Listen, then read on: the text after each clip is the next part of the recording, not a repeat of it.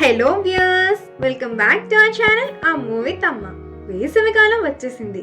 సాయంత్రం అయితే చాలు నోటికి ఏదో ఒకటి చల్లగా తాగాలని అనిపిస్తూ ఉంటుంది కదా. అలాంటప్పుడు హెల్త్కి మంచిది, అలానే టేస్టీగా ఉండే ఈ బాదం పాలను ఒకసారి ట్రై చేసి చూడండి.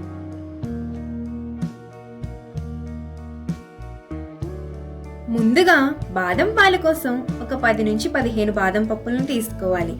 వాటిని ముందుగానే నానబెట్టుకోవాలి. లేదా తక్కువ టైం ఉన్నట్లు అయితే ఈ విధంగా వేడి నీటిని పోసుకొని నానబెట్టుకోవాలి. ఒక 30 నిమిషాల పాటు అవి నానాక ఇప్పుడు వాటికి తొక్క తీసేసి వాటిని మిక్సీ జార్లో వేసి, అలానే ఒక 5 నుంచి 6 జీడిపప్పు పలుకులను కూడా వేసుకొని కొద్దిగా పాలు పోసి మెత్తగా మిక్సీ పట్టుకొని పక్కన ఉంచుకోవాలి.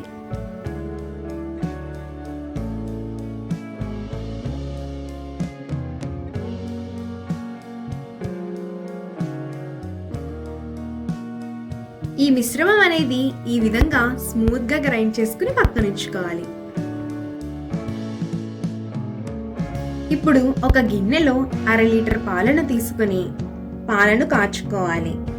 పాలు పొంగొచ్చాక ఒకసారి కదిపి మనం ముందుగా చేసి పెట్టుకున్న బాదాం పేస్ట్ ని వేసి కలుపుకోవాలి. అలానే ఒక 2 నిమిషాల పాటు మధ్య మధ్యలో కదుపుకుంటూ కాసుకోవాలి. అప్పుడు అడుగు పట్టేయకుండా ఉంటుంది.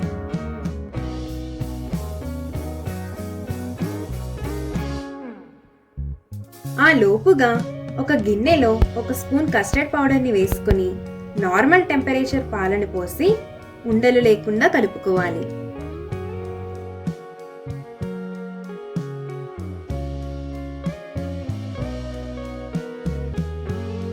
ఇప్పుడు మనం చేసి పెట్టి ఉంచుకున్న మిశ్రమాన్ని పాలల్లో పోసి బాగా కలిసేలాగా కలుపుకోవాలి.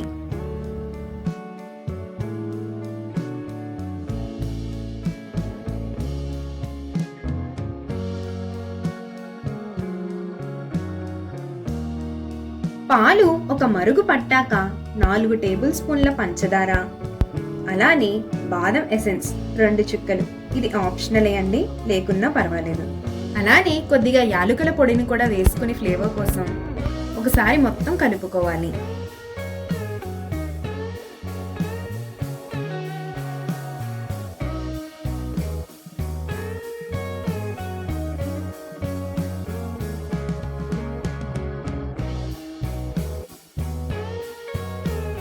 ముందుగానే కట్ చేసి పెట్టుకున్న బాదం పలుకులను కూడా వేసుకుని స్టవ్ ఆఫ్ చేసేసుకోవడమే.